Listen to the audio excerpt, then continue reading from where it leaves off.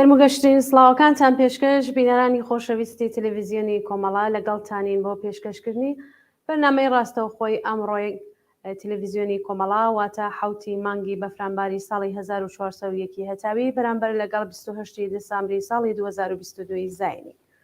ڕۆژی حوتی مانگی بەفرانبار ساڵ ڕۆژی دەستپێکی ئاخێزی سەرتاسەری هەژارانی شارە لای ئێرە. ئەو ئاخێزەی کاپتل لە 90 شاری گرتەوە و بۆ ماوەی 10 ڕۆژ درێژەی بوو وڵاتی ئێرانی خستە لەرزەوە. 5 ساڵ لەمەوبەر لە بەرەبەیانی ڕۆژی پێنجشەممە حوتی مانگی بەفرانباری ساڵی 1396 هەتاوی هەزاران کەس لە خەڵکی مەشهد هاتنە سەر شەقامەکان و لە ناڕزایەتی بە هەژاری و گرانی، بێکاری بەرین و دزی و گەندەڵی کاربەدەستانی ڕژیم دروشمیان بەرز کردەوە. ناڕزایەتی هەژاران و بێبەشانی مەشهد هەر وەکو چەخماخێک ئاگری ڕاپەڕینی سەرتاسەری دژ بە ڕژیمی کۆماری ئیسلامی گەشاندەوە. دەتکۆت دەرد و ژانی هاوبەش و نفرەت و ناڕزایەتی گشتی لە نیزامی سیاسی یەکشەوە بەشێکی بەرینی لە خەڵکی ڕەنجدیتووی ئێران پێکەوە گرێدا بوو. جەماوەری هەژار و ستەمبێکرا و لە دەیان شار هاتنە سەر شەقامەکان، لاوان بە جۆش و خرۆچێکی کەموێنەوە سینگیان کرد بە قەڵغان و دەنگیان هەڵبڕی و هاواریان کرد مەرگ و نەمان بۆ ڕۆحانی، مەرگ و نەمان بۆ دیکتاتۆر، ئیسلاح تەڵەب ئوسولگەرا، ئیتر تەواو بوو ماجەرا، نان کار ئازادی، بەرەنگاری هێزە سەرکوتگەرەکان بوونەوە. ئایا شۆڕشی ژن ژیان ئازادی لە ساڵی 1401دا درێژەی هەمان ئاخێزە؟ جیاوازیەکانی ئەم دوو ئاخێزە چین؟ ڕەمزی بەردەوامبوونی شۆڕشی ژن ژیان ئازادی لە چیایە؟ بارودۆخی ئێستای کوردستان چۆنە؟ ئایا ئەحزابی کوردی ئۆپۆزیسیۆنی ڕژیم هاوکاری پێویستیان بۆ ئەم شۆڕشە کردووە؟ ئایا ئاخێزی شۆڕگێڕانی خەڵک پێویستی بە ڕەهبەری هەیە یاخود ڕەهبەری هەیە؟ ئێمە بۆ باسی زیاتر و بۆ جوابدانەوە بەم پرسیارانە داوامان کردووە لە هاوڕێ حەسەنی ڕەحمانپەنا ئەنجامی کمیتەی ناوەندی کۆمەڵاتە لە ئستودیۆی ئەم بەرنامەیە ئامادە بێت. هاوڕێ حەسەن ئەم کاتتان باش، زۆر بەخێر بێن بۆم بەرنامەیە. ئەم کاتەی ئێوە و هاوکارانتان باش، سڵاو و ڕێزم هەیە بۆ بینەرانی کاناڵی تەلەڤیزیۆنی کۆمەڵە و لە خزمەتاندا. زۆر سپاس کا حەسەن بۆ ئامادەبوونت. کاک حەسەن هەر وەکو لە پێشێکیەکە باسم کرد ئاخێزی 96 ئیمڕۆ ساڵوەگەڕیە، پێتان وایە ئەمە درێژەی هەمان ئاخێزەوە کە ئاوا ئێستا ئەم ئاخێزە حتا جیهانی گرتووەتەوە وەزن هێزەکان ناتوانن بێدەنگ بن. جیاوازیەکەی ئەم ئاخێزە چییە لە ئاخێزەکانی ساڵی 96 98 و هەتا ساڵی 1400؟ من لام وایە هەر کام لەو ئاخێزانەی کە تا ئێستا بوون تایبەتمەندی خۆیانیان هەیە، بەڵام دەق هاودەق وەکو یەک تێکرار نەبوونێتەوە. جیاوازیان لە زەمانە هەیە، جیاوازیان لە دروشم و شعارەکان ئەوانەدا هەیە، بەڵام بە یەک معنە دەتوانین بڵێن بەڵێ ئەمە درێژەی هەر هەمان ئەو خەبات و ناڕەزایەتیانەیە کە دژ بە ئیستبدادی ئاینی و سیاسی لە ئێران بووە و تەنانەت ئاخێزی 96 و 98ش ویا 1400ش دەتوانین بڵێن ئەوانەیش لە درێژەی ناڕەزایەتیەکانی تری کۆمەڵانی خەڵکی ئێران بوون. بۆ نمونە ساڵەکانی هەشتا بۆ خۆی یەکێک لەو ساڵانەیە کە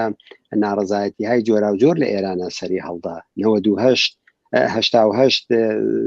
ناڕەزایەتی بە ڕەئیە مەنکوو بۆ خۆی بەستێنێکی دروست کرد بۆ خەبات و ناڕەزایەتی دژ بە کۆماری ئیسلامی. ڕاستە لەسەر شوعاری ڕەئی من، بەڵام هەر زۆر زوو ئەو شوعارە گۆڕدرا. هەر زۆر زوو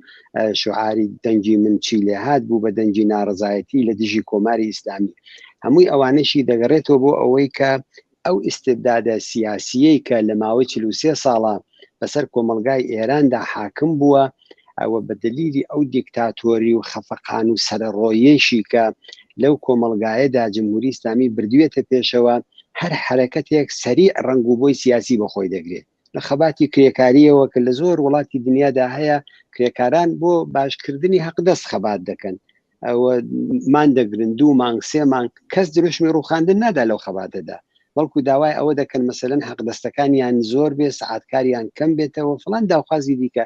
دروشمی ڕوخاندن نییە. بەڵام لە سیستمهای ئیستبدادیدا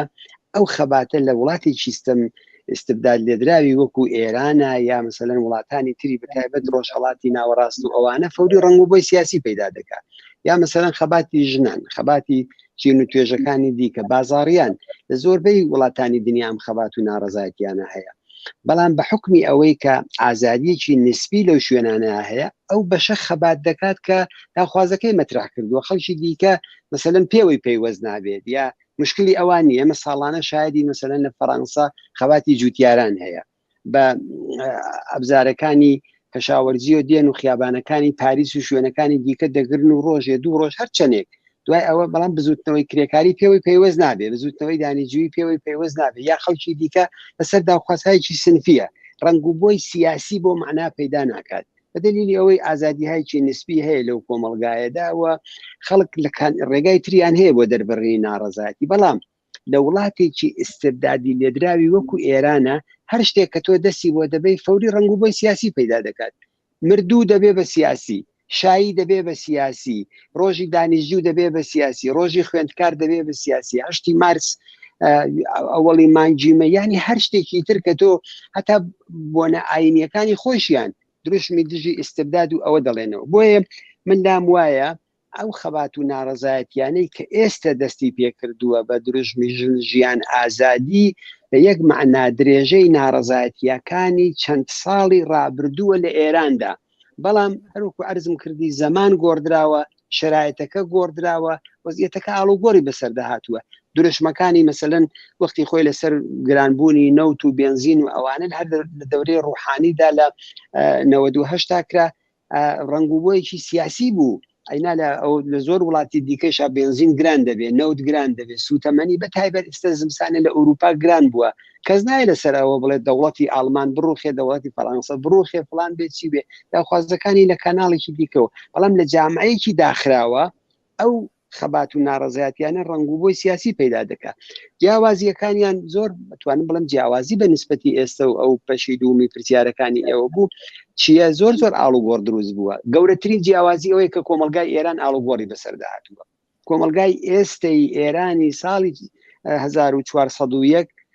6 ساڵەوە پێش نییە، 7 ساڵەوە پێش نییە، 4 ساڵەوە پێش نییە. کۆمەلگایەکە کە لەباری بافتی سیاسیەکەیەوە، لەباری بافتی ئەترازی و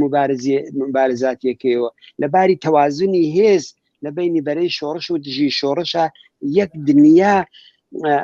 ئاڵوگۆڕ دروست بووە. جمهوری ئیسلامی منزەوی بووە، جمهوری ئیسلامی بێعتبار بووە، هەم لە ناوخۆی وڵات هەم لە دەرەوەی وڵات. جمهوری ئیسلامی ئێستا نەتەنیا جمهوری ئیسلامی ساڵی 96 نییە، بەڵکو جمهوری ئیسلامی 3 مانگ لەوە پێش نییە کە ڕاپەڕین دەستی پێکرد. جمهوری ئیسلامی 4 مانگ و 6 مانگ لەوە پێشیش نییە. ئەمڕۆکە هەموو کەسێک قسە لە ڕووخاندنی جمهوری ئیسلامی دەکات. ئەوە بە باوەڕی من گەورەترین ئاڵوگۆڕێکە، ئاڵوگۆڕتر لە ذهنی خەڵکدایە. ئێمە زۆر جار باسی شۆڕشەکەین، شۆڕش هەر ئەوە نیە لە زەمینە ئیتفاق دەکەوێت، هەر ئەوە نیە خەڵکیەکن کە دێنە سەر شەخام و درۆشن دەدەن. ذهنیەتی کۆمەلگای ئێران گۆڕدراوە، فکریەتی کۆمەلگای ئێران گۆڕدراوە. کۆمەلگای ئێران ئەمڕۆکە ئەو کۆمەلگایە نییە کە بەڕاحەتی هەموو شتێک لە جمهوری ئیسلامی قبول بکە، هەر داوخوازی، هەر فشاری، هەر سەرکوتێ، هەر بۆیە کانێشە جمهوری ئیسلامی ئەوەندە دڕندەیە. جمهوری ئیسلامی ئاو بەبێ ڕەحمانە کارەکە. ئێوە چاوەڕێ بکەن لەرەو خەباتێک خۆتان باستان کرد حەدی یەکسەرەکەی 10 ڕۆژ توولی کێشە، بەڵام ئێستا 3 مانگی نەتەنیا ئەوە دەچێت بۆ 3 مانگ و نیو. قسە لەسەر ئەوەیە کە ئەم خەباتە هە درێژەی دەبێت تاکو نەڕووخاندنی جمهوری ئیسلامی. بۆیە بەو لە حازەیشەوە ئەو ئاڵوگۆڕە من دەڵێم شۆڕشێکی گەورە لە ذهنیەتی خەڵکی ئێرانە دروست بووە. مناڵم خەڵکی کوردستان بەتەنیا خەڵکی کوردستان بە باوەڕی من لە زوو ئەو شۆڕشە ذهنیەی کردووە هەر لە ساڵی 58ەوە کە لە ڕفراندۆمی ئاوناوە بەشداری نەکرد دەستی برد بۆ چەک لە بەرابەری زۆر وێژی جمهوری ئیسلامیدا ڕێپێوانەکانی خۆ ڕێخستنەکانی هەیەتی نوێنەرایەتی خەڵکی کورد بربەرەکانی لەگەڵ جمهوری ئیسلامی ئەو ئەتراز و ناڕەزایەتیانەی کە بووە چەندین دەورە مانگرتنی گشتی لە کوردستانە خەباتی کرێکاری خەباتی ژنان خەباتی خوێندکاری ئەو ئینقلابی فکریە لە کۆمەلگای کوردستانە ساڵهایە توانم بڵێم دەیان ساڵە لە کۆمەلگای کوردستانە دروست بووە بەڵام ئەوە بەخۆشیەوە ئەوڕۆکە لە کۆمەلگای ئێرانیشا ڕووی داوە مەسەلەن یەک نمونەی زۆر زۆر سادە لەو ئاڵوگۆڕە لەو ئینقلابە فکریەدا چاو لە ذهنیەتی ئەمڕۆی خەڵکی ئێران کەین نسبەت بە خودی جمهوری ئیسلامی ئەمڕۆکە لە هەر ئەترازێکا دەبێت دروشمی مەرگ بەر دیکتاتۆر مەرگ بەر خامنەی مەسهەری دیکتاتۆری بۆیە ناوی خامنەی دەبن ئەوە بەو نسبەتەوە یا مەسەلەن خاڵێکی دیکە کە ئەو ئینقلابە فکریە توانم بڵێم لە زۆر بوارە دروست بووە ذهنیەتێکە نسبەت بە خەڵکی کوردستان و بلوچستان و شوێنە ستەملێکراوەکان دروست بووە جاران ئەمانە بە تەجزیە تەڵەب ناو دەبران ئەمانە بە کەسانێک ناو دەبران ئێران لە توپەت دەکەن ئەمڕۆکە دەڵێن ئێوە چاوچرای ئێرانن ئەمانە ئەو ئینقلابەیە کە لە ذهنیەتا دروست بووە ئەو یەکگرتوویە کە دروست بووە ئەو ڕنگوبۆنێکی مەسهەبی بە و ناڕەزایەتیانەوە نییە تۆتمەشای مەسەلەن ساڵی 56 و 57 دەکەی سەر هەموو بانێک ئەڵڵاهو ئەکبەر بوو هەموو مزگەوتێک دروشمەکان و شعارەکانی خومینیان تێدا دەوتەوە بەڵام ئەمڕۆکە تەنیا لە سیستان و بەلوچستانە دوای نوێژی جومعە ئێمە شعاری ئەڵڵاهو ئەکبەر دەبیسین لە هیچ شوێکی دیکە نایبیسین ئەویش بە باوەڕی من بەشێکی نەخشێکی کە ئیمام جومعەکەیان هەیەی وەختێک دەڵێ ئیمام خومینی فلان فیسار شتی فەرموو وەختێک دیفاع لە ئەعدام دەکات وەختێک بە شتی ئاینی خەریکە خەڵکەکە گۆش دەکات خۆ معلومە ئەوە تەسیری دەبێت لەسەر ذهنیەتی ئەو خەڵکەیش بەڵام نە لە کوردستانە نە لە تارانە نە لە ئازر بە شوێنەکان دیکە ئەوە نابین ئەوانەیە کە من دەڵێم ئەو ئینقلابێکی فەرهەنگی لە فکریەت و لە ذهنیەتی کۆمەلگای ئێرانە دروست بووە و ئەوە ئەو جیاوازیەیە کە ئێمە لە ساڵی 96 و 98 تا شاهدی نەبووین یا ئەو اتحادیە کە ئەمڕۆکە دروست بووە ئەو جەسارەتەی کە ئەمڕۆکە دروست بووە خەباتی ساڵی 96 لە دوای دەڕۆژ خەوابەوە ئەو هەموو گیر و ببەندە ئەو هەموو سەرکوتە بەڵام ئەمڕۆکە سەرکوتونترە وحشیگەری جمهوری ئیسلامی زیاترە 20,000 زیندانی تاکوونی ئێستا هەیە 500 کەس گیانیان بەخت کردووە دەیان کەس دەژێر حکمی ئەعدامان بەڵام بە دوو ئەعدام ئێران دنیا شێواوە دنیا هەژاوە لە دژی جمهوری ئیسلامی بە سەدان کەس لە دەرەوە کە ممکنە وەختی خۆی هەر ناوی ئێرانیشیان زۆر نەبیست بە حقوقدان و ئەندام پارلمان و ئەوانە هاتوونەتە سەر خەت دەڵێن ئێمە قبولی وەکالەتی فلان زیندانی تر دەکەین لە 98 تا نەیان کرد لە 96 نەیان کرد لە 88 نەیان کرد و ئەمانەیە کە من دەڵێم ئەو ئاڵوگۆڕێکی گەورەی ئاوا دروست بووە و ئەعتماد بە نەفس لە نێو دڵی جەماوەری ناڕازیە دروست بووە و هەروەها ئەو هاودەنگیە کە ئێستا لە بینی خەڵکی جۆراوجۆری ئێرانە لە ئوستانەکانە کوردستان ئازربایجان تاران سیستان و بەلوچستان خوزستان ئێمە لە 96 و 98 شاهدی ئەوانە نەبوون بۆیە زۆر هۆکاری دیکە هەیە کە ئەتوانی نیسان ئاماژەی پێ بکە ئەوانە و ئەو سەرتاسەری بوونی خەباتە ئەو خۆتانتان لە مەشهدەوە دەستی پێکرد چەند شاریگرتەوە تا ئەمریکاوە کوردستان هەر بەشداری نەکرد بەشداریی زۆر محدودی کرد لە سوورەتێکە ئەمڕۆکە بەشێک لە ئەسڵ خودی ئەو خەباتە لە کوردستانەوە لە ژینگەیەکی دژی حکوومەتیەوە دەستی پێکرد بۆیە ئەوانە هەمووی ئەو تایبەتمەندی و جیاوازیانەیە کە هەیەوە زۆر خاڵی دیکەش مەجال بێت دەتوانی ئاماژەی پێ بکەیت. بەڵێ زۆر سپاس کاک حەسەنیانێ من لە قسەکانی ئێوە تێگەیشتم کە ڕەمزی بەردەوامبوونی ئەم شۆڕشە کە تا ئێستا بووە کە خۆشمان باسمان کرد لە 96 دە ڕۆژی خایان دەتوانێت ئەوە بێ کە هەموو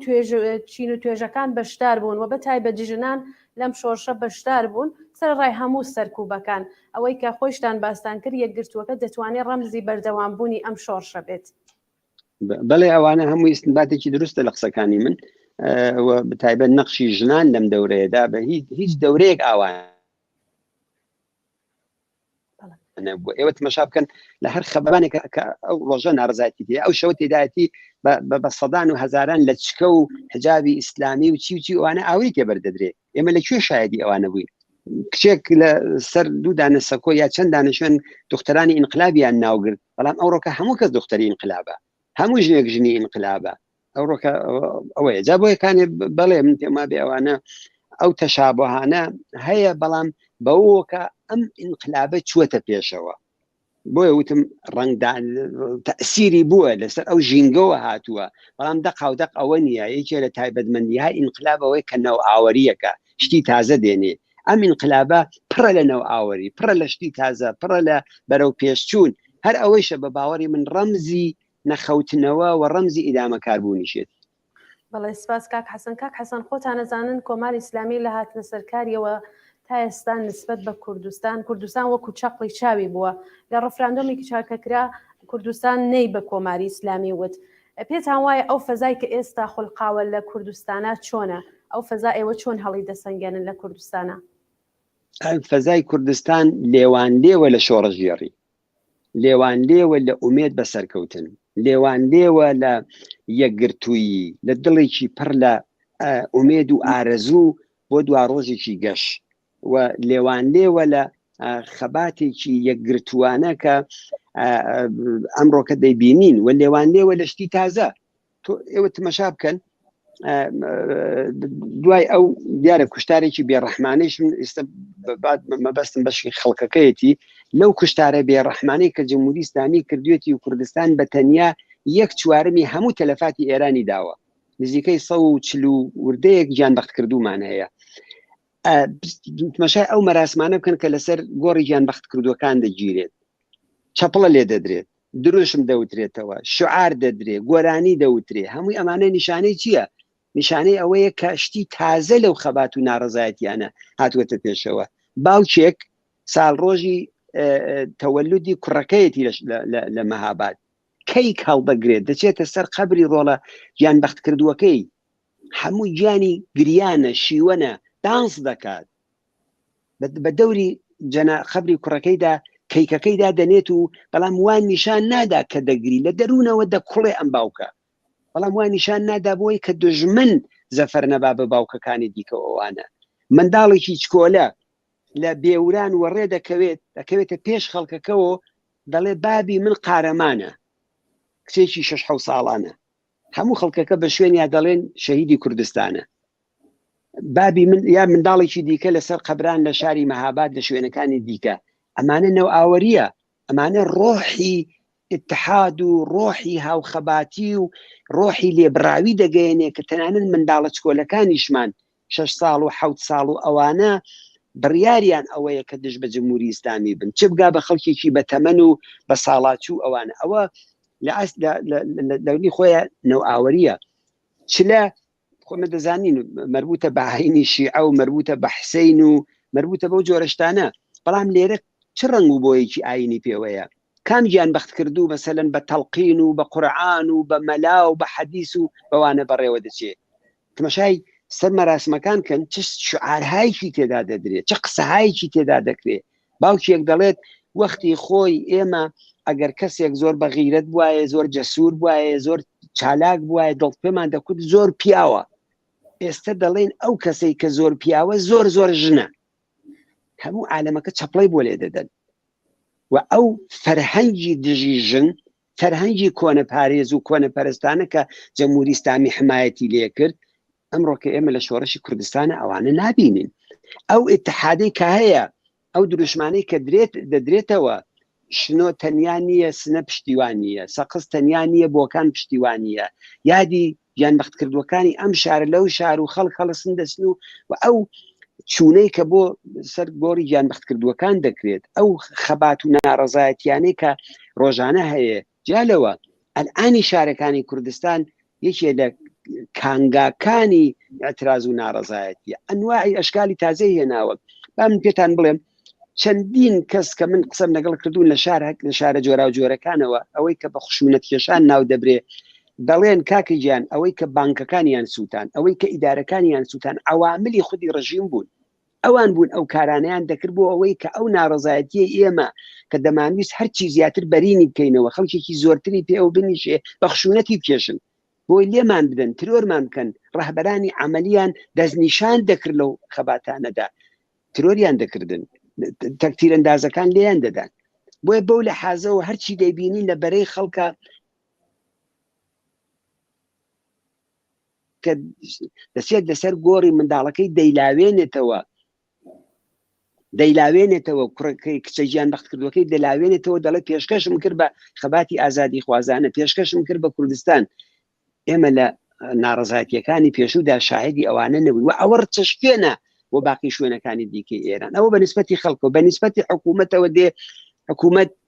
زۆر وحشەتی لە کوردستان هەیە زۆر نفرەتیشی لە کوردستان هەیە جمهوری ئیسلامی دەزانێت کە ئەم خەباتی ژیان ئازادی کە ئەمڕۆکە نەتەنیا لە ئێرانە لە سازمانی ملل باسی دەکەن لە پارلمانی وڵاتانی ئوروپایی باسی دەکەن لە ناڕزایەتیەکانی لە وڵاتێکی وەکو پاکستان و تورکیا و بەنگلادش و ئاسیا و ئەمریکا و ئوروپا لە شەقامەکانە باسی دەکەن ژینگەکەی کوردستانە لە شاری سەقزەوە دەستی پێکرد لە مەراسمی ناشتنی ژینای جوانەمەرگەوە دەستی پێکرد هەموو نەتەنیا ئێران کوردستان دنیای گرتوێتەوە جارێکی کەژوتم بە باوەڕی من دوای شۆڕشی کەبیری فەڕەنسا کە دروشمی ئازادی بەرابەری بەرادەری بوو بە دروشمێک و ئەو کاتە لە بەرابەر فێئۆدالیزم و لە بەرابەر دەرەبەگایەتی و لە بەرابەر کەلیسایە بوو بە شعارێکی گشتگیر و لە هەموو جێگای بەرزیان کردەوە ئەوە یەکەم جارە شعارێکی ئاوا گەورە بەرز بکرێتەوە لە ئاستی دنیادا و طبعا انقلابی ئۆکتۆبریش انقلاب بوو انقلابێکی گەورە بوو لە 1 شەشمی کوڕی ئەرزدا کراوە تأثیراتەکەی ئاستی جیهانی ئەوی زۆر شعاری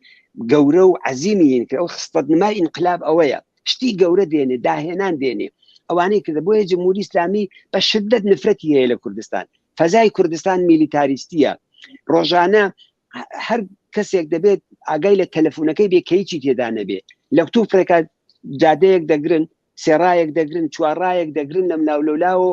دەڵێ شەڕێکی گەورەیە لەگەڵ ئەو خەڵکە دادەبەزن دەسەکەن بە پشکنین ساکی خانمەکان دەپشکنن لیباسەکانیان دەپشکنن ئەوە قژت بۆچی ئاوایە تەلەفۆنەکان دەپشکنن خەڵک دەگرن و دەیانبن و ویراژ دێدەن بە شارەکانە یعنی لە نەزەر جمهوری ئیسلامیە و کوردستان منتەقەیەکی نظامیە بە دڕندەترین شێوە لێرە خەریکن ڕەفتارەکەن لەگەڵ هەر کەسێکا قساکەی تەکتیرەندازەکانیان کە ئەو مەجموعەی گیانیان بەخت کردووە لە ڕێگای ئەسلحەی گەرمەوە بووە تەنها ئەسلحەی ساچمەیی نەبووە لەوانەیان داوە لە ژێر شکنجەدا ئەنواعی کەسیان شەهید کردووە و گیانیان بەخت کردو و دوایی جەنازەکانیان داونەتەوە لە پزیشکی ناقانونی خۆیان نەک پزیشک جەماعەتی قاتڵ بە ناوی پزیشکی قانونی جمهوری ئیسلامی تەئیدی دەکەن کە ئەمە سەکتەی کردووە یا ئەوە بە ڕووداوێک تێدا چووە یا مەسەلەن بە زۆر کەس دەرمانیان داوە نەوعێک دەرمان دەدەن بە ئەو کەسانەی کە دێنە دەرەوە لە زیندانە حەقوا هەیە خانەوادەکانیان فەوری بیاندن بۆ لای دکتۆرای دڵسۆز فەوری ئازمایشیان لەسەر بکەن تەزریقیان پێەکەن ئەمانە هەر ئەو تێکۆشەرە ئەو جوانەی کە لە شاری شنۆ هاتە دەرەوە دوای 24 ساعتی پێچوو گیانی بەخت کرد دەرمانیان پێ تەزریق کردبوو بۆیە کانێ بە نسبەتی کوردستانەوە کوردستان منتەقەیەکە کە جمهوری ئیسلامی وحشەتی لێی هەیە و وحشەتەکەی خۆی بەو شکڵە دەردەبڕێ ڕۆژانە هێزی نظامیە کە مانۆر دەدەن بە ناو شارەکانە ڕۆژانە هێزی نظامیە لەم شارۆ بۆ ئەو شار لەو شار و بۆ شاری دیکە بۆ سەر سنوورەکان لەسەر سنوورەکان دەیان ئەوە چییە ئەوە قدرەتی جمهوری ئیسلامی نییە ئەوە وحشەت لە قدرەتی خەڵکە ئەوە ترسی جمهوری ئیسلامیە لەو هێزە یەکگرتووە لەو جوانانەی کە بە شەو دێنە سەر شەقامەکان دروشم دەدەن ناڕزایەتی دەردەبڕن و نایەنێ ئەو شۆڕشە بخەوێتەوە جمهوری ئیسلامی لەوانە وحشەتی هەیە بنابەرین دوو لایەنی ئەم خەباتە لە کوردستانە لایەنی خەڵکە هەرچی زۆرتر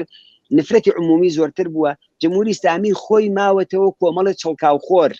کۆمەڵی بەکرێ گیراو کۆمەڵی خۆفرۆش کە بۆ پوڵ و پارە و ئەوانە حازرن ژیان و ناموس و هەر شتێکە نیانە ئەوانەیان خسوتە خزمەتی جمهوری ئیسلامی ئەو جنایەتکارانەوە کە ئەوە دەکەن و ئەو لاکەی تری کە زۆرینەی ئەو خەڵکەی ئەتوانن بڵێن ئەوەی کە دەوکترا لە ناڕزایەتیەکاندا 99% کە خەڵکی ئازادی خواز و شەرافەتمەندن بە هەزاران بریندار بووە کە گشتی لە ماڵەکانە چاکراونێتەوە خزمەتیان پێکراونیان هێشتۆ بچن بزانن چ سێڵاوێکی یارمەتی ئێستا بۆ کوردستان هەیە ئێمە ئاگدارین کە ئەنواعی خەڵک لە دەرەوە زۆر کەس گوتوێتی ئەم ساڵ مەسەلەن سەری ساڵی تازەیە یا جژنی تەوەلودی منداڵیەت یار چێکەیە ئێمە ئەوانە ناکەین ئەو یارمەتیانە دەکەین بە یارمەتی دەینێرینەوە بۆ ناوە هەر ئێمە خۆمان ئاگداری ئەوانە هەین بە دەیان هزار دلاریان خەڵک بە درست و بە دەستیان خۆش بێت یارمەتیان ناردووە دەوا دەرمان هەمووی ئەمانە ئەوە بەرەی خەڵکە لە ئینقلابە کە ڕۆحیەکەی لە ئینقلابە وەرەگرێ ئەوەیش بەرەی زدی ئینقلابە کە ڕۆحیەکەی خۆی لە چەکەوە وەردەگرێ بەڵام ئەو چەکە تاکەی کارایی هەیە تاو کاتێک کە ئەو سێڵاوە زۆرتر پەرە دەستێنێ هەڵبەسێ و هەموو شوێن دەگرێتەوە بۆ یەکانی وەزیەتی کوردستان ئاوایە کوردستان ئەمڕۆکە پۆلیۆکی ئاورە بەڵام نابێ کوردستان بە تەنیا بچێتە شەڕی مان و نەمان نابێ کوردستان ئەوە بە دروستیش ئەوە دەڵێن بەڵام دەبێ ئەوەمان لە بەرچاو بێ کوردستان زۆر تایبەتمەندی هەیە ئەحزابی تێدایە جامعەیەکی حزبیەت یافتەیە لە ڕۆژی ئەوەڵیشەوە تەوهمی بە کۆماری ئیسلامی نەبووە سیاست تێدا ئەمرێ هیچ کەس نییە لە کوردستانە شەو حتا کوونەژن و شوێکە بەیەکەوە دابنیشن شەوانە قسە بکەن باسی سیاسەتەکەن براو خوشکێکە لە ماڵەکەی خۆیانە دابنیشن باسی سیاسەتەکەن ئەم هاوسێ لەگەڵ ئەو هاوسەیانی سیاست ئەمرێکی هەمەگانیە لە کوردستانە ئەتوانم بڵێم 99% و خەڵکە سیاسیە جا ڕاستیەتی چەپیەتی کۆمۆنیستە ئیسلامی هەچیەکەیە ئەو بخۆی دەزانێت خۆی انتخابی کردووە بەڵام کۆمەلگایکی سیاسیە ئەمە وحشەتی دروست کردو بۆ جمهوری ئیسلامی جمهوری ئیسلامی لەمە دەترسێ بۆیە ئاوا بێڕەحمە بۆیە کانێ لێرە بە تیرباری دۆشکە و تانگ دێن نەخیابانەکان مستەقەڕی دەکەن ڕۆژانە بگەر ئەو ڕۆژانە دوێنە پێرەکەینێکی سنە نازانم بە مناسبەتی چییە کابرا بۆ خۆیەتی لە خیابانی فردەوسی فقط شعار دەدا یەک نەفەر پی پێکەن شۆخی پێکەن حسین ڕاهبەرێ ما شەهادەت نازانم چیەمە هەر یەک نەفەری بە دەورەوە نییە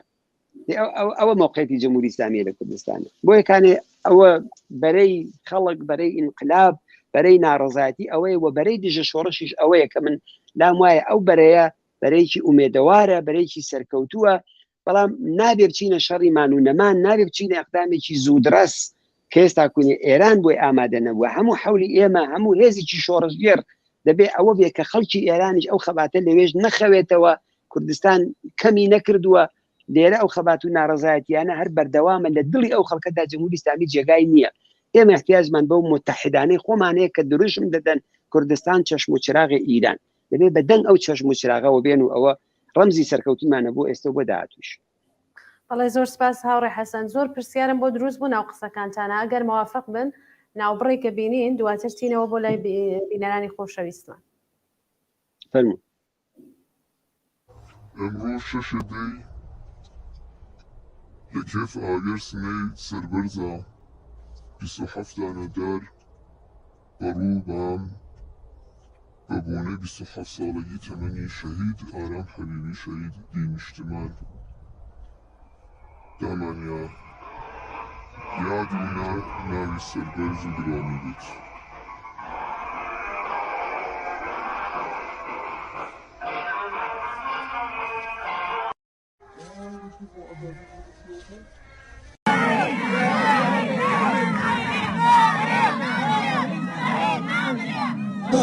هاوادتان کارێکی باڵی هەزارتان دەبڕێن شارێکتان دەخنچێن کێی زاری بەهێ ئاوەم لە خەزمەت خاکی کوردستانەوە هەڵگری پەیداتی سووری شەهیدانم من هەڵگری پەیداتی سووری بەتانیاتم هێڵ ئەم شەو زریانم شێنێ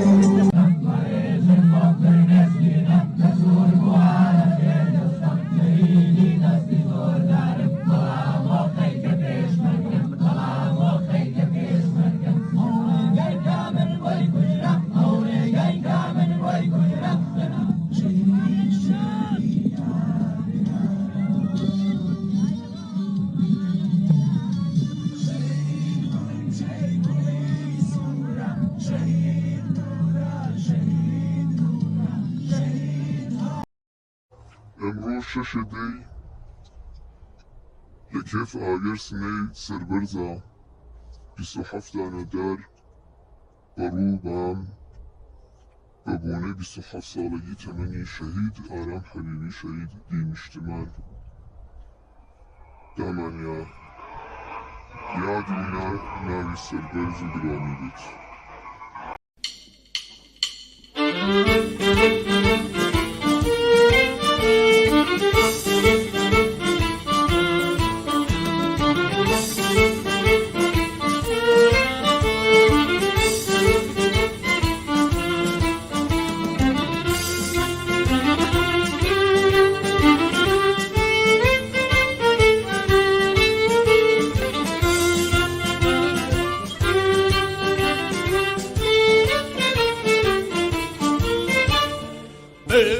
لە تووفانی شۆرشەتەوە هێرشی ڕەشیدێ وەک ناش لەولەوە هەڵکەینە لای ئازادی و ڕاپەری ئاڵای سووری ئازادیمان شاکەوە هاواری هەڵنەک کاک حەسەن بەخێر بێنەوە دەنگمە بیسن کاک حەسەن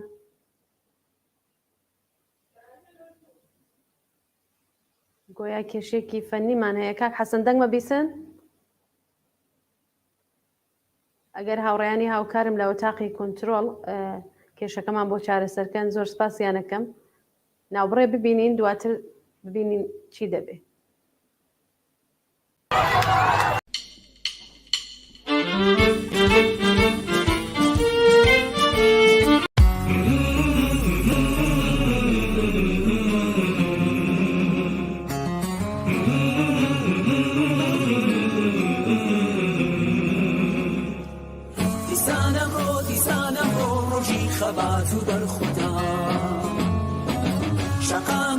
شقامەکان سوورن لە خوێنی شەهیدا لا لا لا لا لا لا لا لا لا لا لا لا لا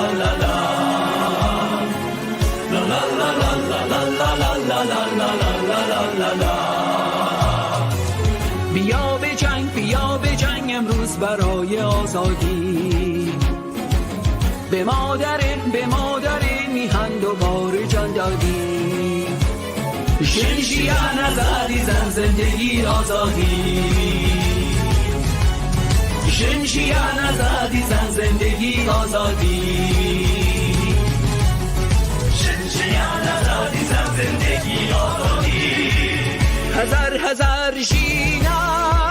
لەزاری گەندەر کۆت بە شەوقی ئازادی شارو شەرمان دەستەوە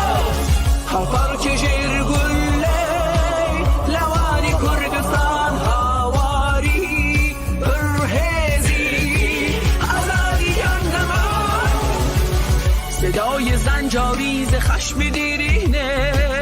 به لرزه آورده بوته پر از کینه قیام یک نسل پر از غرور و شور توان دشمن را برد سوی گور شنشیان آزادی زن زندگی آزادی شنشیان آزادی زن زندگی آزادی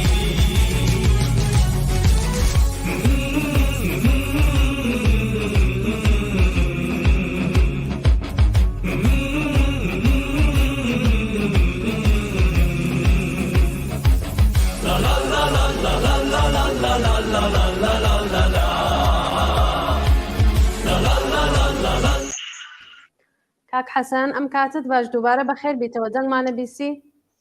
زۆر سپاس بەڵێ ئێستا دەنگتان هەیە لە خزمەتتانە زۆر باشە پێم وایە کێشێکی ئینتەرنێتمان بوو بۆ یەک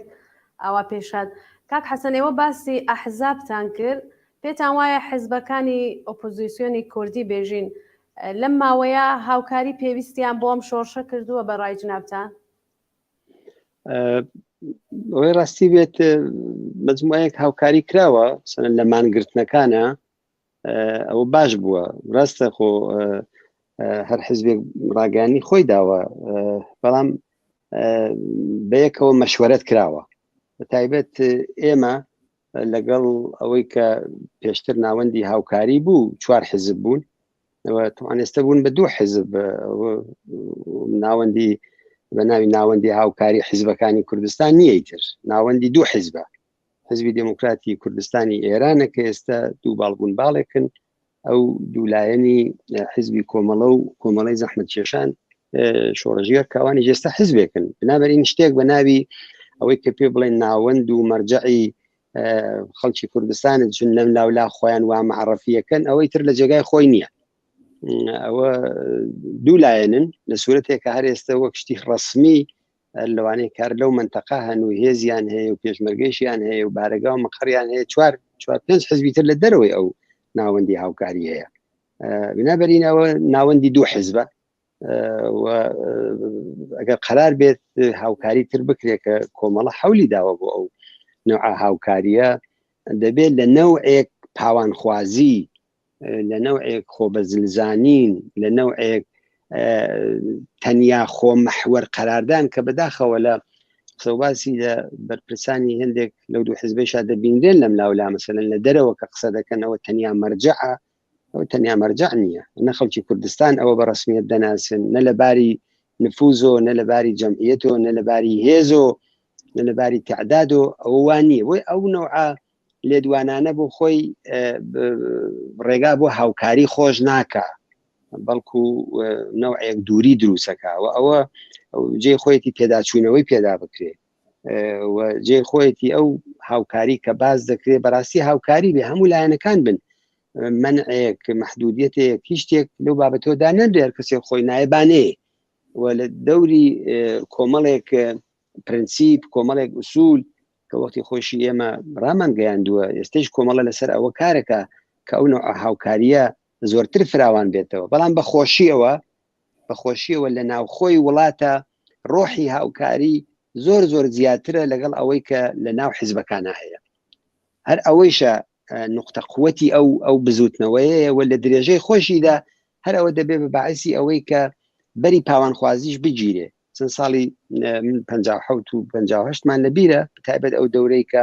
شارەکان بە دەست خەڵکەوە بوو شوراکان بوون ناوەندەکانی دەسەڵات بوون خەڵک ئازاد بوون ئەو فشاری جەماوەر و شەقام بوو کە هەیەتی نوێنەرایەتی خەڵکی کوردستانی دروست کرد فشاری جەماوەر بوو کە بوو باعسی ئەوەی کە ئەو کاتە مامۆستا شێعزەدین کەسایەتیی دیار خۆشنا و جێگای ئەتبار وەروەها حیزبی دموکرات کۆمەڵە چریکەکان بەیەکەوە بن ئەوە دەرک بە زەرورەت بوو کە کۆمەڵە ئەوەی قبول کرد مەسەلەن سخەنگویی ئەو هەیئەتە بدرێ بە حیزبی دموکرات یا مەسەلەن لایەنی چریکەکانی شەر ئەینیشت ئەوە بجا بۆیە ئێستش من پێم وا بێت ئەو نەوع ڕۆحی کە لە ناوخۆی وڵات هەیە حەق وا هەیە ئەوە کەس بێتەوە حەق وا هەیە ئەوە لەناو زمانەکان و ڕێکخراوەکانی تریشا بە هەست بە مەسئولیەتەوە چاو لەوە بکرێت ئێستا کاتی ئەو خۆ بەزلزانین و کاتی ئەو قۆرەخکاری و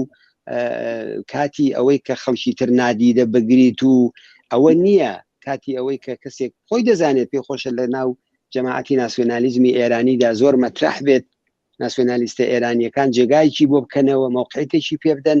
بەڵام حەق نییە حەق بە ناوی حیزبەکەی خۆی قسە بکە بە ناوی خۆی قسە بکە بە ناوی هەموو خەڵکی کوردستان و بزوتنەوەی کوردستان و بۆ قساکە ئەو ڕێگیریە لەکوێ کراوە ئەوە باش نییە جا بۆ یەکانێ من هیوادارم کە ئەو هاوکاری و دۆستایەتی و نزیکایەتیە بە پێی زەرورەت بە پێی نیاز بە پێی ئەو پێداویستی کە ئێستا جنبشی کوردستان هەیەی و زۆر جێگای تر چاو لە جنبشی کوردستانەکە ئەوە بێتە پێشەوە دروست بێ ئەوە لایەکی تریشی بە باوەڕی من ئەوەیە کە حیزب و لایەنە سیاسیەکانی کوردستان دەبێ ئەویان لە بەرچاو بێت کە جنبشی کوردستان ئەگەر ڕادیکاڵە ئەگەر شۆڕژگێرە ئەگەر ئینقلابیە بەشێکی ئەوەیە لەگەڵ نەوعێک لایەنهایە کە هیچ چاویان بە جنبشی کوردستان هەڵنایە دڵیان پێی خۆش نییە لەگەڵ ئەوانەش مەرزبەندی کردووە تاریخەن لەگەڵ ئەوانەدا بە ئیسلاح لە قەیناکە خۆ کەس داڵێست ئەوانە هاتوون باشە بەڵام چەند کەسێک دڵی خۆش بێ بۆی کوڕیشا بێتەوە و ئێرانی بۆ ڕزگار بکات خۆ ئیستبدادی 50 چەند ساڵەی دەسەڵاتی پاشایەتی چی لێ هات لە ئێرانە ئەومان لەبیر چوێتەوە یا کەسانێک کە تاکوونی دوێنێکە وەکیل و وەزیر بوون لەم حکوومەتەدا دەستیان بەخوێن ئەو خەڵکە سوورە هەروەها بەڕاحەتی ئەمانە بێنەوە بۆیە بزوتنەوەی ناوەش ئەوە قبول ناکە ینی من لام وایە لە ناوە ئەو ڕاهبەرە عەمەلیانە ئەو فعالە کرداریانە کە لە ڕاستی ئەو جنبشانەدان ئەو نوع ڕاهبەر سازیانەیان تێپەڕاندووە ئەو نوع کەسانەی کە دڵیان بە ئەوە خۆشە یا پیان وایە ئەمڕۆکە جامعەی کوردستان بەڕاحەتی مل دەدا بۆ کەسانێک کە تاریخیان ناسراوە یا کۆمەلگای ئێران بەڕاحەتی ئەوانە بە عنوانی ڕاهبەر قبولەکە ئەوە بەلای بنەوە زۆر ئاسان نییە و ممکنیش نییە وی ئەوەش بۆ خۆی یەکێک لەو خاڵانەیە کاقوا هەیە هەموو کەس دەرسی لێ وەربگرێت و ئەوەی کەشتی منفیە نەکرێت وەشتی مثبت بکرێت ئەو خەڵکە شایستەی هەموو نەوع هاوکاریەکن شایستەی جوابدانەوە بە هەموو ویست و داوخوازەکان و خەباتێکن کە ئەو هەموو قوربانیان بۆ داوە ئەو هەموو ڕۆڵ عەزیزەکانیان پێشکەش کردووە بە پاوانخوازی ئەو بە نەفیکردنی ئەملایەن و ئەولایەن دەستکەوت بۆ کەس بەدەست نایێت بەڵکو جنبشەکەی پێ زەعیفە بێ و دڵی جمهوری ئیسلامی پێ قەویتر دەبێت لەسەر کوترتنی ئەو خەباتە حەقخوازانەی کە ئێستا هەیە. بەڵێ زۆر سپاس کاک حەسەن، خۆتان باسی ڕەهبەریتان کرد. زۆر کەس باس لەوە کە ئەم جنبشە ڕەهبەری نییە، بەڕای ئێوە ڕەهبەری نییە یان ڕەهبەری هەیە، یان ئەوەی کە باس لەوە کردێ کە لە دەرەوە ئێتلافێ دروست بێ بەوەی کە جەریاناتێت ڕەهبەری ئەم شۆڕشە بگرنە ئەودا. ئایا زەرورەتی هەیە ئێتلافێ دروست بێ یان مەسەڵەن پێویستە؟ دەزانی من لام وایە ئەو دەرکەی کە لە ڕەهبەری هەیە بە یەک معنە دەرکێکی کلاسیکە، دەرکێکی قەدیمیە. ئەو تەسەورە دەکرێت کە مەسەلەن ساڵی 57 خومینیان هەڵگرت لە بەغاوە لە نەجەفەوە بردیان قەرار بچێ بۆ کویت، لەوێ تەبعیدیانە کرد، لەوێ تیارەکەیان پێلا کردەوە و بردیان لە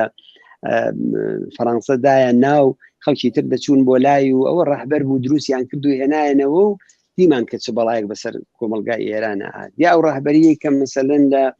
بۆ ڕووخاندنی سەدام حوسێن و لە لەندەن و لەکوێ و لەوانە لە مەجموعەیەک ئەحزابێک کە سەر بە شوێنهایەکی دیکە بوون ئەوە دروست بوون. ئەو نوع بە ئێستا ڕەهبەریە کلاسیکە جنبشی ئێستای خەڵکی ئێران نیشانی دەدا سەری سازگاری لەگەڵ ئەوانە نییە.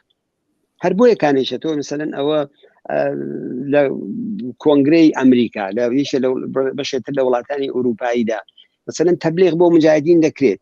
بە عنوانی ڕئیس جەمهور، کەسانێکن نیشانیان دەدەن مریەمی ڕەجەوی چێوچێ ئەوانە، بەڵام چەندێک دروشمەکانی مجاهدین ئەمڕۆکە لە ناو ئەو خەبات و ناڕەزایەتیانیان ڕەنگ دەداتەوە.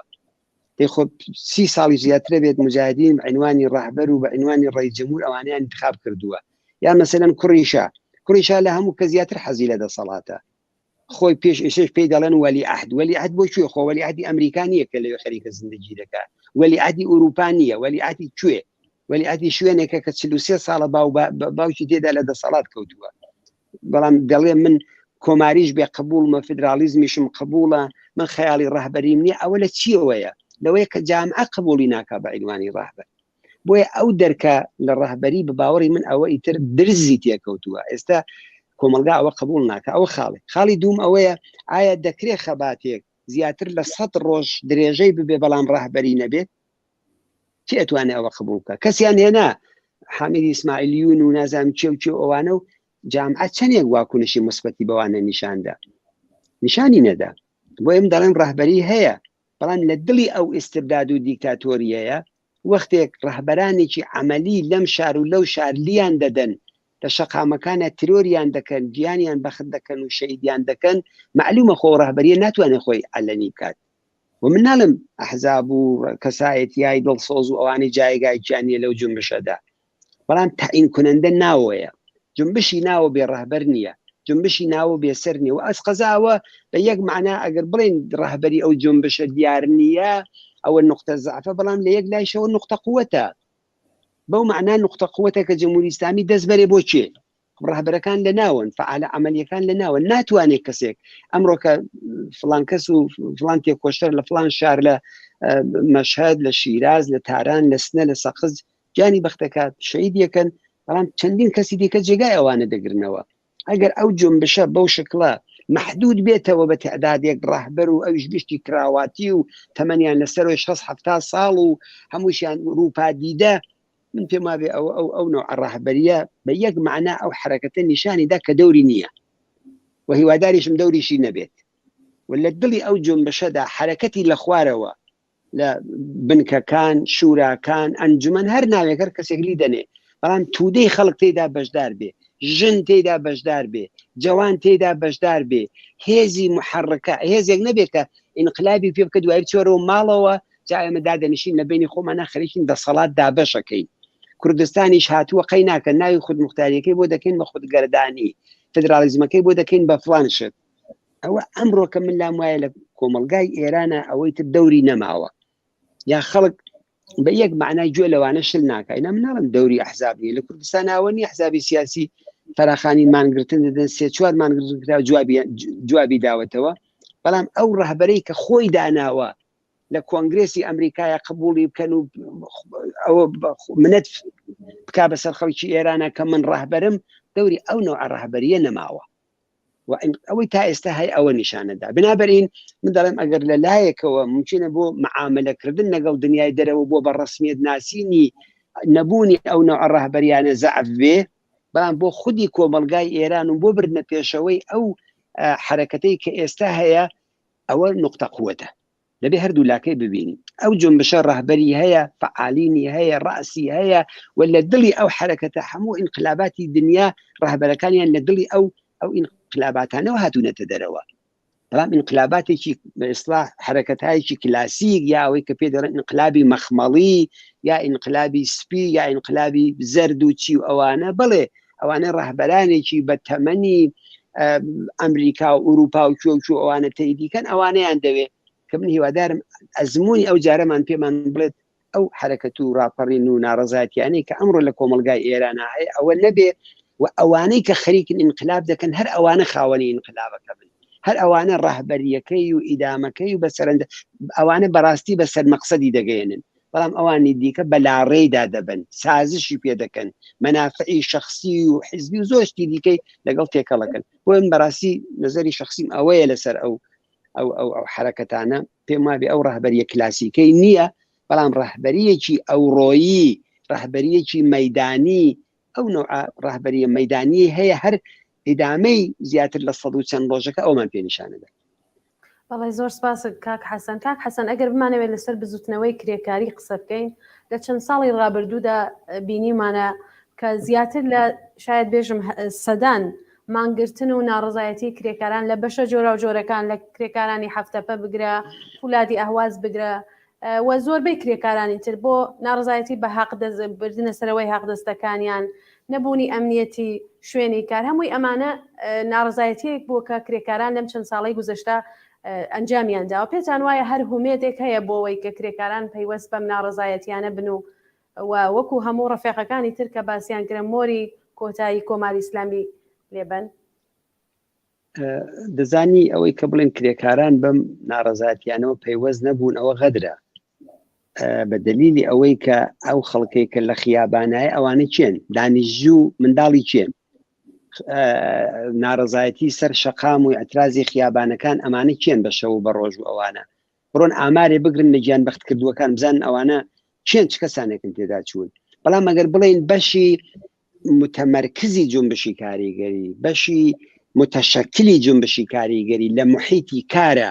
ئەوە هێستا نەجوڵاوە بەو معنایە یا ئەوە هێستا سکانداری ئەو حرەکەتەنیە بڵێ من ئەوە زعفێکە ئەوە، بەڵام ئەوەش وانە کار ناتوێتن. ئەینا بەشی زۆری ئەو حرەکەتانە مثلا شعار دەدەن فەرزەندێک کاریگەرانیم ئەز ئیستثمار بیزاریم، ئەی ئەوانە چێن؟ شەوانە دەستنەوەی کوێ؟ لەگەڵ چێ خەریکن دیالۆگ دەکەن؟ لەناو محیتهای کارانینەوانە.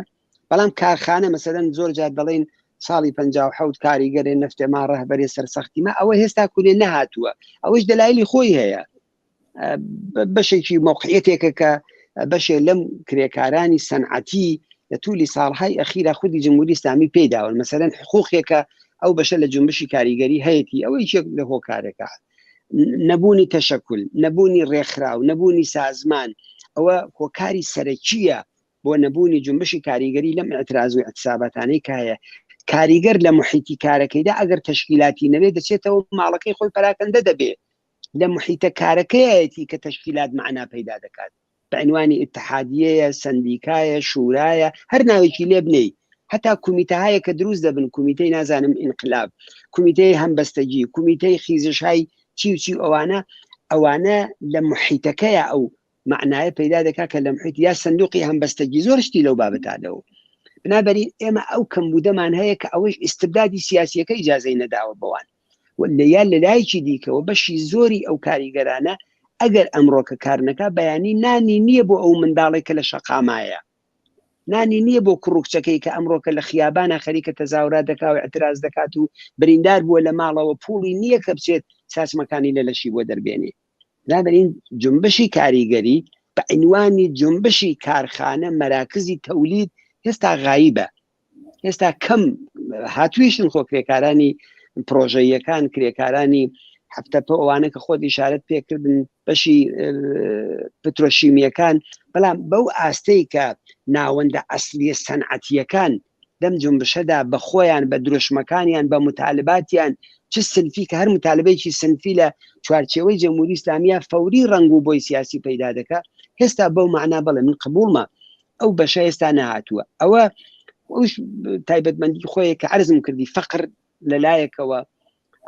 تعدادێ لەو کرێکارانە کە لە ناوەندهای ئەسلی وەکو سەنعەتی نەوت و ئەوانە موقعیەتێکی تایبەت بڕە کەس پیان دەڵێن مەسەرەن ئێشرافیەتی کاریگەری کەم تێما بێەوە ئیسلاحێکی دروست نییە لە مەوردی خودی ئەو بەشە لە جنبشی کاریگەریەوە بەکار ببرێ دوای ئەو کنترۆڵە شەدیدەی کە بەسەر ئەو شوێنانەدا هەیە نەهادای ئەمنیەتی نەهادای ئیتلاعاتی هەمووی ئەوانە و ساڵها مەحرومکردنی ئەوان لە ڕەهبەرانی عەمەلی ئەکسەری تۆ زۆر کاریگەری معتەبەر کاریگەری بە تەجروبە ئەمانیان خستە زیندان ئەمانیان بە قەراری وەسیقەهایەکی سەنگین لە زیندانەکان ئازاد کردووە کە ئەوانە سەرروجوێی جنبشی کاریگەری بوون ئەمانە هەمووی ئەو عواملن بەڵام ئەمە تاکەی ئیدامەی دەبێت بە باوەڕی من جۆش و خۆشی زیاتری شەقام بزوتنەوەی کرێکاریش دێنێتە دەنگ و ئایا کوێ قسەی نەهایی ئەوان دەیکەن وەکو ساڵی 57 ممکنەوە بێ ممکنە واژ نەبێ ممکنە خودی ئەو ڕاپەڕینە وەها گشت گیر ببێ وەها عمومی تر ببێتەوە کە جنبشی کرێکاریش ئەو موقعیەتە یا ئەوەی درەنگتر بۆ فەراهم بێ بەڵام دەرەر حال لە هەر حاڵدا من لام وایە ئەو جنبشی کرێکاریە بە مەراکزی تەولیدیەکەی مەبەستمە غەیبەتێکەیە کە هۆکارەکانی بۆ ئەو ئیستبدادەکە بۆ هەژاری بۆ محرومکردن ڕەهبەرانی عەمەلی بە زۆر بازنشستەکردنیان ناردنەوە ماڵیان ئەنواعی حکومدان لەسەریان بۆ جۆرەشتانەوە سەرچاواگر بەڵام بێئینسافیە کە بڵێن جنبشی کاریگەری یا کاریگەران لەم ڕووداوانەدا بەشدار نین یا حزوریان نییە با پشێکی زۆریان کە دێنەوە لە کارخانە دێنەوە ماڵەوە شەو لەو اعتراض و ناڕەزایەتیانە ئەوانش دەرگیر بەڵێ زۆر سپاس کاک حەسەن کاتی بەرنامەکەمان زۆر نەماوە من پرسیارێکم ماوە ئەگەر بتوان لە 5 دقیقا وەڵامم بنەوە زۆر سپاسدانەکەم ئەگەر چاو لە دروشمەکان کەین چاو لە تاکتیکەکان کەین نیازی بە سازماندەهیەک هەیە ئەم شۆڕشە پێتان وایە ئەو سازماندەهیانە کامانن کە ئەبێ بکرێت من پێم وابێت تا ئێستا هەرە شۆڕشە بۆ خۆی نوعێک سازمانی هێناوە لەگەڵ خۆی بەڵام کافی نییە بە دلیلی ئەوەی کە استبدادێکی خەشن ئێمە لەگەڵی بەرەوڕوون بەڕاستی لە ئێستادا لە دنیادا نمونەی نییە ینی بۆ هەر کام لەو دەوڵەتانەی تر کە مەسەلەن ئەتراز دەکرێت ناڕزایەتی دەبێت لەگەڵ ئەوەی کە لێرە هەیە بێسابقەیە ئەو دڕندەجیە ئەو دڵڕەقیە ئەو کوشتارەی کە جمهوری ئیسلامی دەیکا هەمووی ئەوانە تأسیری زۆر منفی داناوە لەسەر ئەو ئەتراز و ناڕزایەتیانە جا بۆیە کە باسی سازماندەهی بکرێت معمولاً وا دەڵێن سازماندەهی حزبی و سازماندەهی غیرە حزبی یا تودەیی و جەماوەری و ئەو شتانە دەوترێ و باز دەکرێت وانە هەردوو لەوانە لە جێگای خۆیەتی جنبشی ئەو جنبشە احتیاجی بە سازمان هەیە احتیاجی بە هەر نەوع ڕێخستنێک لە دڵی ئەو حرەکەتە بێتە دەرەوە بە باوەڕی من هەنگاوێک بۆ پێشەوە مەسەلەن کومیتەهای انقلابی ئەتوانین لە گەڕەکەکانە دروستکەین هەنگاوێک دەمان باتە پێشەوە ناوەندهای کومیتەهای جوانان دروستکەین کومیتەهای ژنان دروستکەین شوراکان دروستکەین هەر شتێک کە بتوانێت اتحادی تێدا بێ هەر شتێک کە بتوانێت یەکگرتووی دروست بکات لەسەر هەر دروشمێک دروشمای شۆڕژگێرانە تەمانە بەستمانە لەسەر ئەو دروشمانە دەتوانێت ئەو جنبشە بەرێتە پێشەوە بۆ یەکانێ بڵێ یەک حرەکەت یەک کار بکەن ئەوە ممکنە لە دڵی ئینقلابێکا لە جێگای خۆی من تەجروبەهایەکی عەزیم هەیە لەو بابەتەوە مەسەلەن لە ئینقلابی ئۆکتۆبر کە مەشادەکەی حرەکەتی کومیتەهای کارخانەیە لە دڵی ئەوانەوەی کە ئینقلابی ئۆکتۆبر سەر دەردێنێت و نهایەتەن شوراکانی لێ پەیدا دەبێت جنبشی ژنانە کە خۆی ڕێکەخا خۆی سازمانەدا و حرەکەتایکی گەورە ڕێک دەخات بۆیە هەر نەوع سازمانی جوانان اتحادیه‌های کاریگەری سندیکاکان شوراکان کومیتەهای اعتصاب کومیتەهای انقلاب متحد بوون هەر کام لەوانە هیچی بەدیلی یەکتری نییە بە تایبەت لە سەردەمی ئینقلابە هیچ ئینقلابیەک کاتی ئەوە نییە بڵێ من فقط و فقط دەچم شۆرا دروستەکەم ممکنە شۆرا جوابی نەدایەوە ئەی تۆ دەستی خۆتە خەیتە ناو قوڵفە گۆزەیەکە و هیچ شتێکی تر ناکەی ئەوە خصلەتنامای ئینقلابیەک نییە، ئینقلابیەک بە هەموو ئەبزارەکان متەوەسل دەبێت، ئەبزارهای مەشروع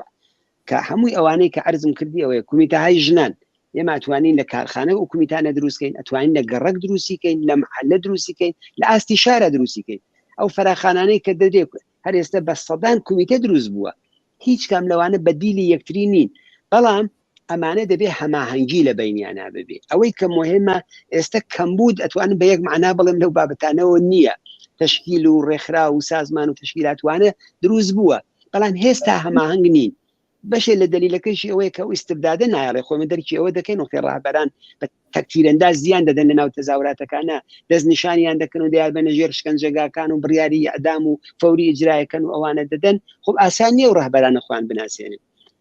بناسیێنن خەڵک ئەتمادیان پێ بکات، بچنە بەرماڵەکانیان وەرن کەونە پێشمانەوە شعارەکان و دروشمەکان و ئەوانە. بۆیکانی ئەوانە سەرتاسەری بوونەوەی ئەم ئەترازانە، ئەم تشکیلاتانە پەیوەندی گرتنی شارەکان بەیەکەوە لە دڵی ئوستانێکە، ئەم ئوستان لەگەڵ ئەو ئوستان، ئەم شار لەگەڵ ئەو شار، سەراسەری بوونەوەی ئەو نێهادانە. وەها وەزیەتێکیدا سازماندانی کومیتەهای ماڵی بۆ یارمەتی بە بریندارەکان، بۆ یارمەتی بە ئەتسابیون، بۆ یارمەتی بە ناڕازیان زۆر زۆر زەروری. و بەتایبەت ئێستا کە لە دەرەوەی وڵات ئەو ئیمکاناتە هەیە و زیاتر لە 5-6 ملیۆن ئێرانی لە دەرەوەن، چەند سەدان هەزار هەر کورد لە کوردستانە لە دەرەوەن، هەمووی ئەوانە ئەتوانن پاڵپشتێک بن لەو شرایطە ماڵیە خراپەی کە ئێستا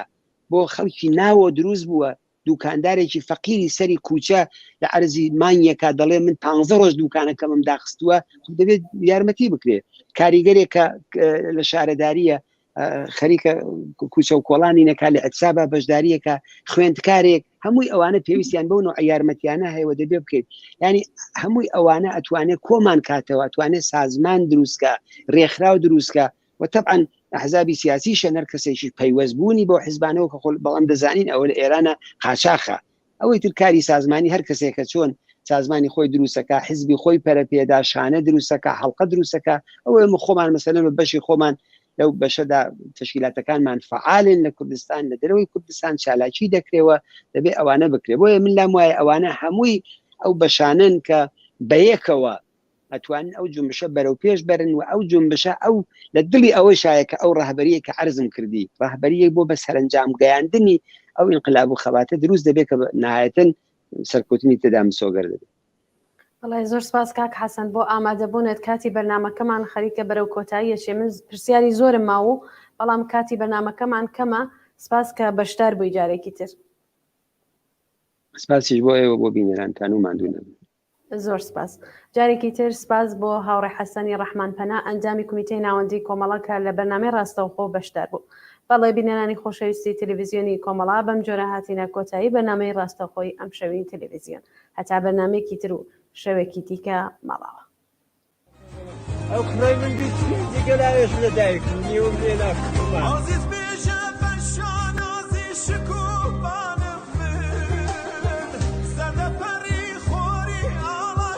Come on.